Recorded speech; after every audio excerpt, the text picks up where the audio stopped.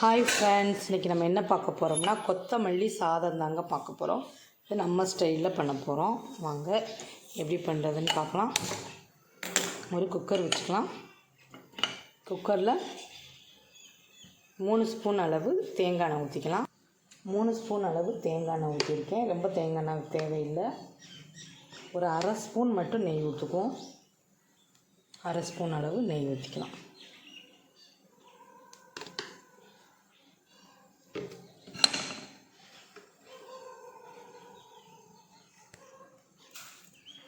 அரை ஸ்பூன் மட்டும் நெய் ஊற்றிக்கலாம். ஏன்னா நமக்கு தேங்காய் பால் ஊற்றி தான் நான் செய்ய போகிறேன். அதனால் தேங்காய் பால்லையும் நமக்கு எண்ணெய் மாதிரி வரும். அதனால் நம்ம 3 ஸ்பூன் அளவு தேங்காய் எண்ணெய் ஊற்றிருக்கோம். அரை ஸ்பூன் நெய். இதுக்கு கொஞ்சமாக முந்திரி பருப்பு, ஒரு 5 கிராம்பு, ஒரு 2 துண்டு பட்டை, 2 பிரிஞ்சி இலை, அவ்வளோதாங்க. நம்ம போட்டுக்கலாம். எண்ணெய் சூடானதுக்கப்புறம் பட்டை போட்டுக்கலாம், கிராம்பு போட்டுக்கலாம், பிரிஞ்சி இலை போட்டுக்கலாம், அப்புறம் முந்திரி பருப்பு. இதுக்கு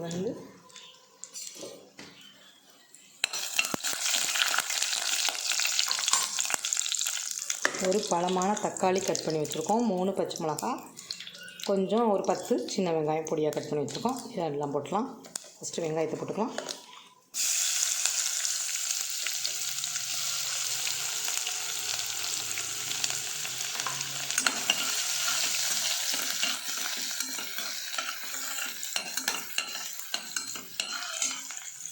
அடுத்து பச்சை மிளகாய் போட்டுக்கலாம். அடுத்து தக்காளி போட்டுக்கலாம்.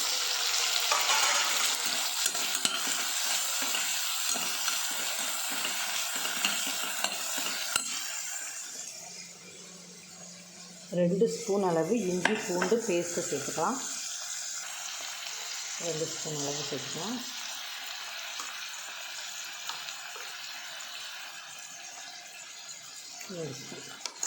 போதும், ரொம்ப வேணாம். 2 ஸ்பூன் அளவு போதும்.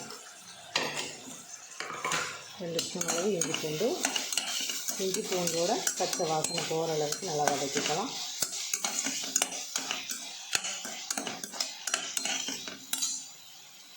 கொஞ்சம் நேரம் வதங்கட்டும். இதனால் நமக்கு பச்சை வாசனைலாம் போகிற அளவுக்கு நல்லா வதக்கிக்கலாம். அப்புறம் தேங்காய் பால் எடுத்து வச்சுருக்கேன்னா, இது ஒரு அரை மூடி தேங்காய் தாங்க. அதை நம்ம பால் பிழிஞ்சு எடுத்து வச்சுருக்கோம். இது 4 உலக்கு தேங்காய் பாலுங்க.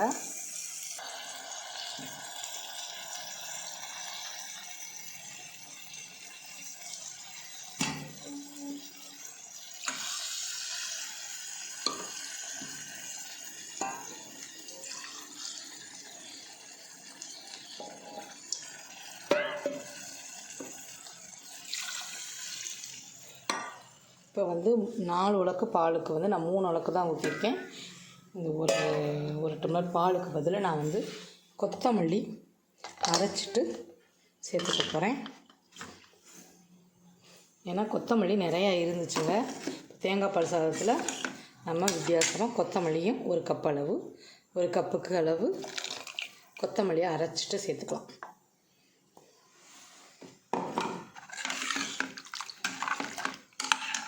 இது இப்போ ஒரு கப் அளவு, ஆக மொத்தம் 4 கப்பு, 4 உலக்கு சேர்த்துருக்கோம்.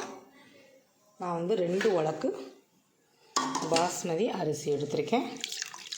ஒரு 10 நிமிஷம் ஊற வச்சுருக்கேன். 10 நிமிஷம் ஊறட்டும். இப்போ நம்ம இது கொதி வந்துடக்கூடாது. அதுக்குள்ளே இப்போ 10 நிமிஷம் ஆயிடுச்சு. அரிசி ஊற வச்சு முன்னாடியே ஊற வச்சுட்டு இப்போ அலசிட்டு அரிசியை சேர்த்துக்கலாம். ஏன்னா பால் கொதிச்சிடக்கூடாது, அதுக்குள்ளே நம்ம போடணும். இப்போ அரிசியை சேர்த்துக்கலாம். நான் பாஸ்மதி அரிசி தான் சேர்த்துருக்கேன். நீங்கள் வீட்டில் சாதம் வடிக்கிற அரிசியை கூட சேர்த்துக்கலாம்.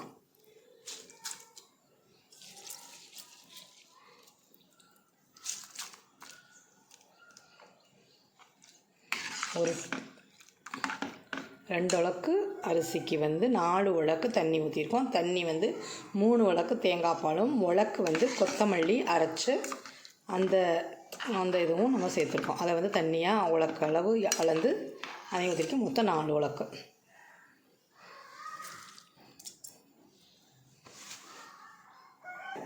இப்போ அரிசியெல்லாம் சேர்த்தாச்சு. இப்போ உப்பு சேர்த்துக்கலாம்.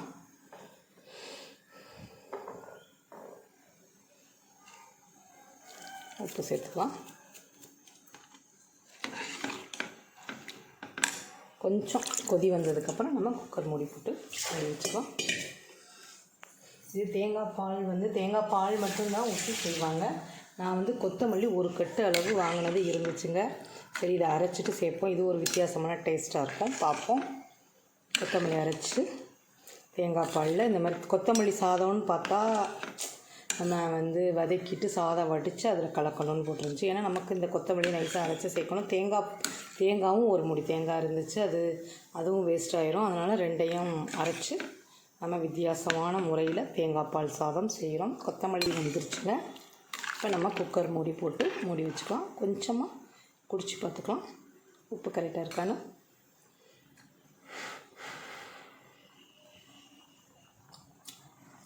உப்பு கொஞ்சம் பத்தலை, இன்னும் கொஞ்சம் சேர்த்துக்கலாம்.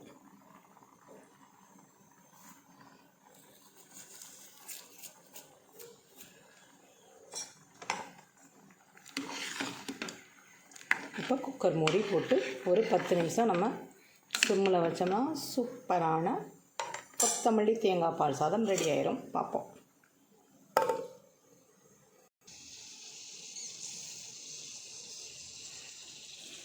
இப்போ குக்கர் விசில் போட்டு வச்சாச்சுங்க. ஒரு 10 நிமிஷம் ஆகட்டும். அடுப்பை சிம்மில் வச்சுருக்கோம். 10 நிமிஷம். இப்போ டைம் எத்தனைன்னு பார்ப்போம். 10:11 ஆகுதுங்க. 10:21. 21க்கு அடுப்பை ஆஃப் பண்ணிடலாம். பாருங்கள், இன்றைக்கி மத்தியானம் டிஃபன் எங்கள் வீட்டில் தேங்காய் பால் சாதம், தேங்காய் பால் கொத்தமல்லி சாதம். 10 நிமிஷம் கழித்து பார்க்கலாம்.